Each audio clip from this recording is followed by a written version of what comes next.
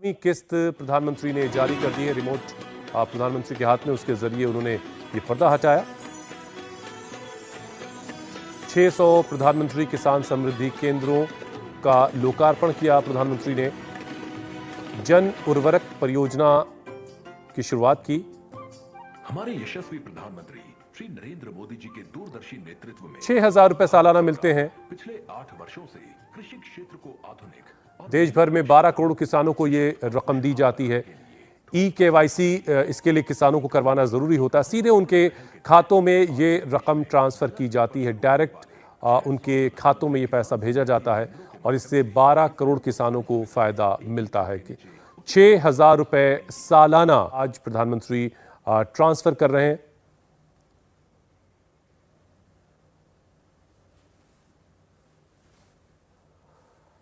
क्या है किसान सम्मान निधि? ये ग्राफिक्स के जरिए हम आपको बता रहे हैं। 12 करोड़ किसानों को इस योजना के तहत फायदा मिलता है। इस योजना के तहत 6,000 रुपए सालाना किसानों को मिलते हैं।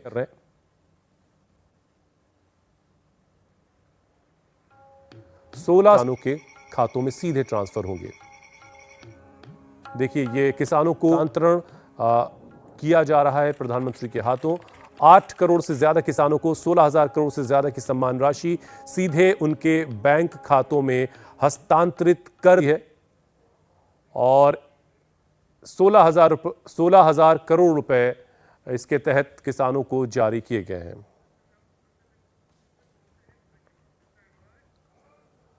इस प्रकार से ये समारोह इस मंत्र का जीवंत स्वरूप हमें नजर आ रहा है। साथियों, भारत की खेती के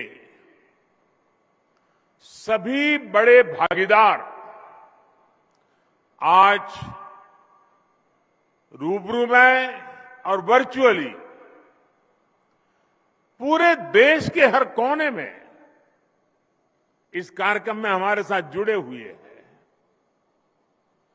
ऐसे महत्वपूर्ण मंच से आज किसानों के जीवन को और आसान बनाने, किसानों को और अधिक समृद्ध बनाने और हमारी कृषि व्यवस्थाओं को और आधुनिक बनाने की दिशा में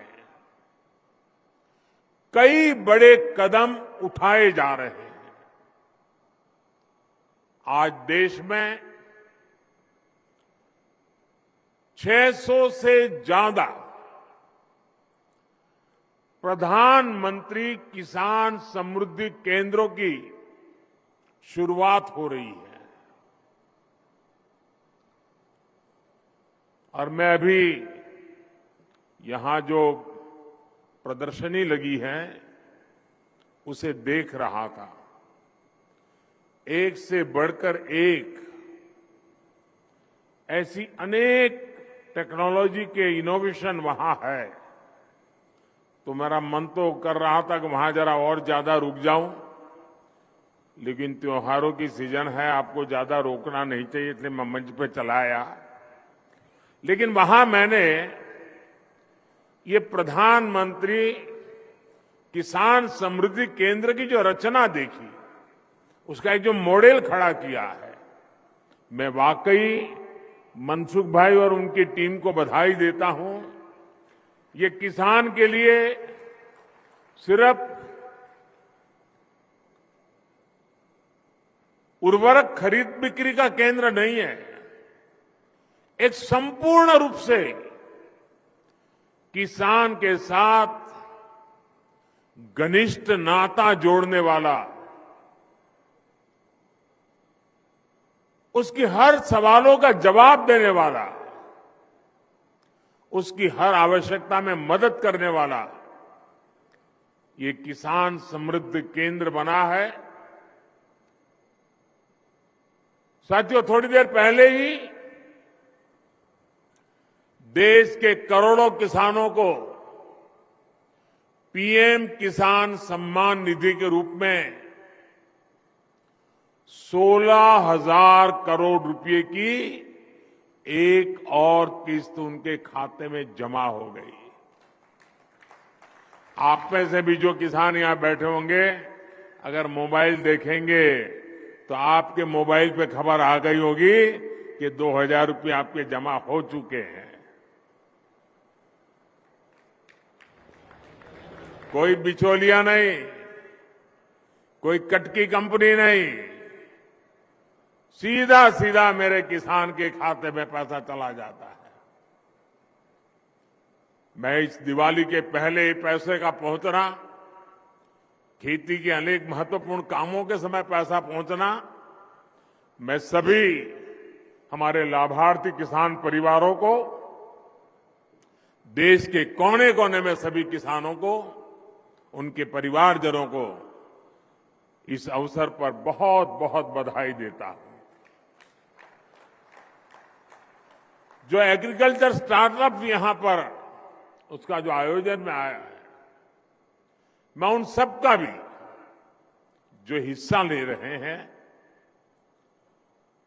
किसानों की भलाई के लिए उन्होंने जो नए नए इनोवेशन किए हैं, उनकी मेहनत कैसे कम हो, उनके पैसों में बचत कैसे हो, उनके काम में गति कैसे बढ़े, उनकी सीमित जमीन में ज्यादा उत्पादन कैसे हो, ऐसे अनेक काम ये हमारे स्टार्टअप वाले हमारे नौजवानों ने किए हैं। मैं वो भी देख रहा था, एक से बढ़कर एक इनोवेशन नजर आ रहे हैं। मैं ऐसे सभी युवाओं को भी जो आज किसानों के साथ जुड़ रहे हैं, उनको बहुत बहुत बधाई देता हूं और उनका इसमें भागीदार होने के लिए हृदय से अभिनंदन और स्वागत करता हूं।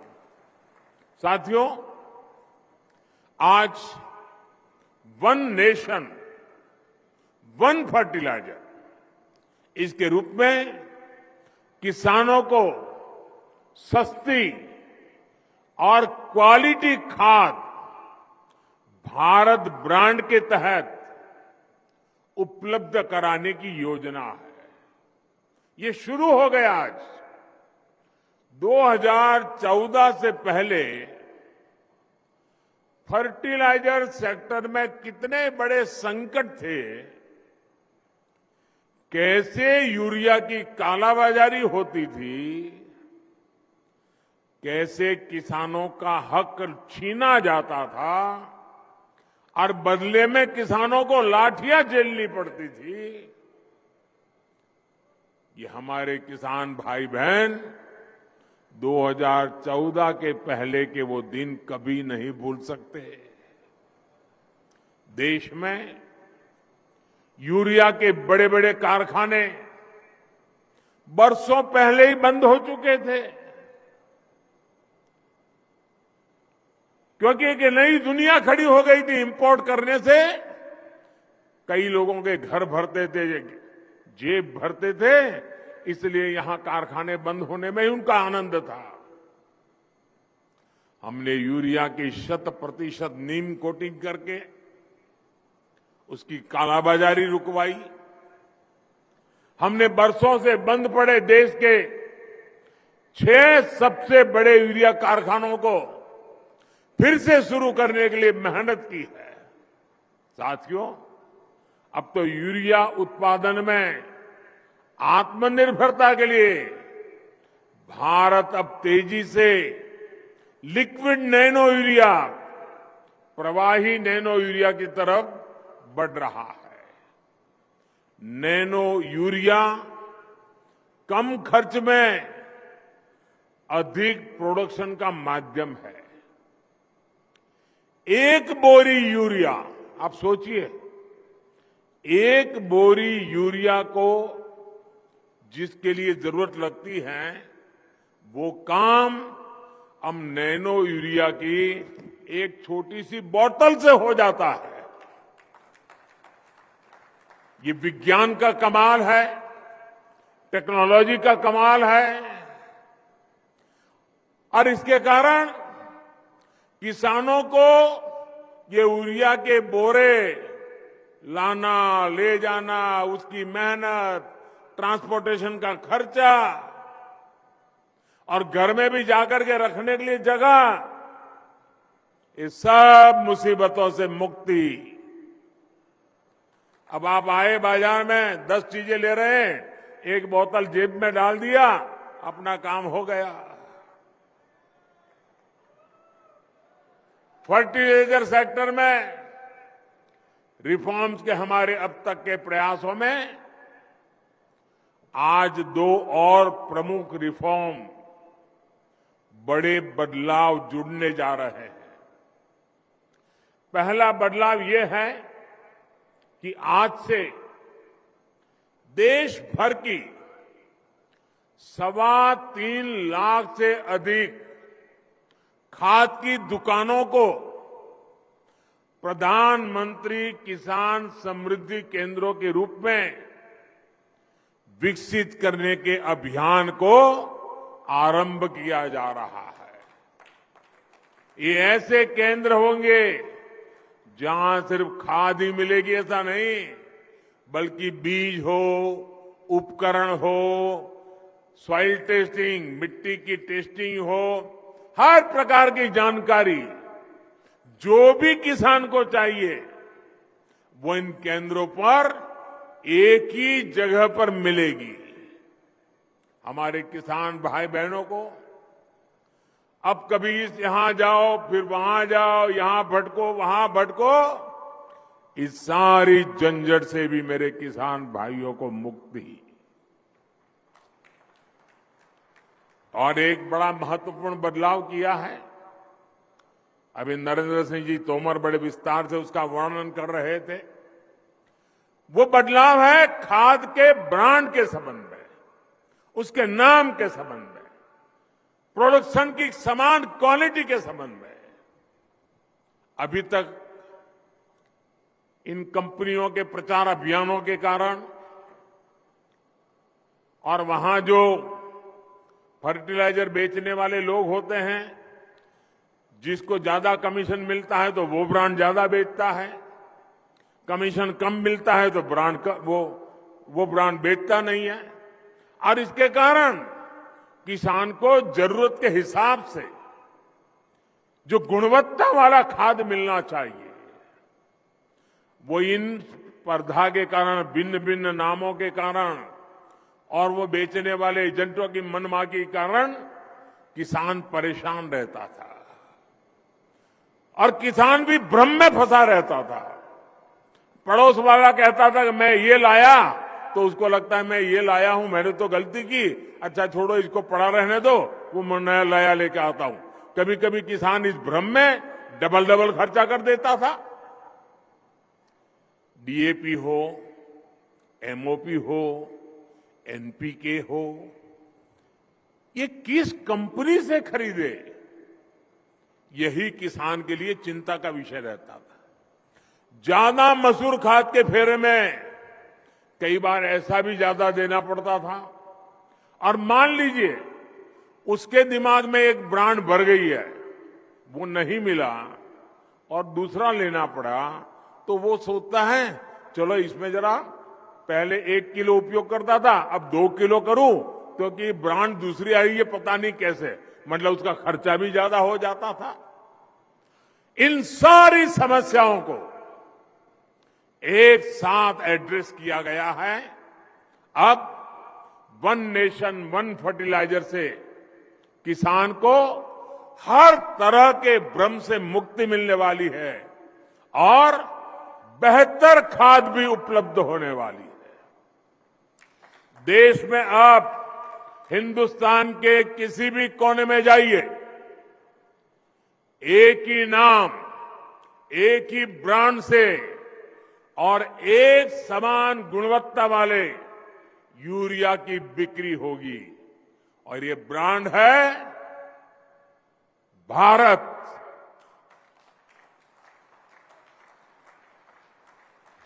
अब देश में यूरिया भारत ब्रांड से ही मिलेगी। जब पूरे देश में फर्टिलाइजर का ब्रांड एक ही होगा, तो कंपनी के नाम पर फर्टिलाइजर को लेकर होने वाली मारामारी भी खत्म हो जाएगी। इससे फर्टिलाइजर की कीमत भी कम होगी, खाद तेजी से पर्याप्त मात्रा में उपलब्ध होगा। साथियों, आज देश में लगभग 85% हमारे जो किसान हैं वो छोटे किसान हैं। 1 हेक्टर 1.5 हेक्टर से ज्यादा जमीन नहीं है इनके पास। और इतना ही नहीं, समय के साथ जब परिवार का विस्तार होता है, परिवार बढ़ता है, तो उतनी छोटे से टुकड़े के भी टुकड़े हो जाते हैं। जमीन और छोटे छोटे टुकड़े में विभाजित हो जाती है। और आजकल जलवायु परिवर्तन देखते हैं हम। दिवाली तो आ गई, बारिश जाने का नाम नहीं ले रही है। प्राकृतिक प्रकोप चलता रहता है। साथियों, उसी प्रकार से अगर मिट्टी खराब होगी, अगर हमारी धरती माता की तबीयत ठीक नहीं रहेगी, हमारी धरती माता ही बीमार रहेगी, तो हमारी मां, उसकी उपजाऊ क्षमता भी घटेगी, पानी की सेहत खराब होगी, तो और समस्याएं होगी। ये सब कुछ किसान अपनी रोजमर्रा की जिंदगी में अनुभव करता है। ऐसी स्थिति में खेती की पैदावार को बढ़ाने के लिए, अच्छी उपज के लिए हमें खेती में नई व्यवस्थाओं का निर्माण करना ही होगा। ज्यादा वैज्ञानिक पद्धति को, ज्यादा टेक्नोलॉजी को खुले मन से अपनाना ही होगा। इसी सोच के साथ हमने कृषि क्षेत्र में वैज्ञानिक पद्धतियों को बढ़ाने, टेक्नोलॉजी के ज्यादा से ज्यादा इस्तेमाल पर बल दिया है। आज देश में किसानों को 22 करोड़ सॉयल हेल्थ कार्ड दिए जा चुके हैं, ताकि उन्हें मिट्टी की सेहत की सही जानकारी मिले। हम अच्छी से अच्छी क्वालिटी के बीज किसानों को मिले, इसके लिए वैज्ञानिक तरीके से जागृत प्रयास कर रहे हैं। बीते 7-8 साल में 1700 से अधिक वैरायटी के ऐसे बीज किसानों को उपलब्ध कराए गए हैं, जो ये बदलती जलवायु परिस्थिति है उसमें भी अपना मकसद पूरा कर सकते हैं, अनुकूल रहते हैं।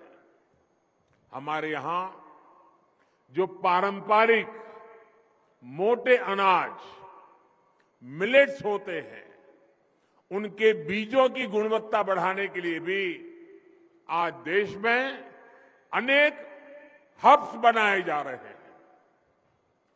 भारत के मोटे अनाज पूरी दुनिया में प्रोत्साहन पाएं, इसके लिए सरकार के प्रयासों से अगले वर्ष पूरी दुनिया में मोटे अनाज का अंतर्राष्ट्रीय वर्ष भी घोषित किया गया है। दुनिया भर में हमारे मोटे अनाज की चर्चा होने वाली है। अब मौका आपके सामने है, दुनिया में कैसे पहुंचना है। आप सभी पिछले 8 साल में सिंचाई को लेकर जो कार्य हुए हैं, उससे भी भली भांति परिचित है। हमारे यहां खेतों को पानी से लबालब भरना, जब तक किसान को खेत में सारी फसल पानी में डूबी हुई नजर नहीं आती है, एक भी पौधे की मुंडी अगर बाहर दिखती है तो उसको लगता है पानी कम है, वो पानी डालता ही जाता है, तालाब जैसा बना देता है पूरे खेत को, और उससे पानी भी बर्बाद होता है, मिट्टी भी बर्बाद होती है, फसल भी तबाह हो जाती है। हमने इस स्थिति से किसानों को बाहर निकालने पर भी काम किया है। पर ड्रॉप मोर क्रॉप, सूक्ष्म सिंचाई, माइक्रो इरिगेशन, उस पर बहुत अधिक बल दे रहे हैं। टपक सिंचाई पर बल दे रहे हैं। स्प्रिंकलर पर बल दे रहे हैं। पहले हमारे गन्ना का किसान ये मानने को तैयार नहीं था कि कम पानी से भी गन्ने की खेती हो सकती है। अब ये सिद्ध हो चुका है, स्प्रिंकलर से भी गन्ने की खेती बहुत उत्तम हो सकती है और पानी बचाया जा सकता है।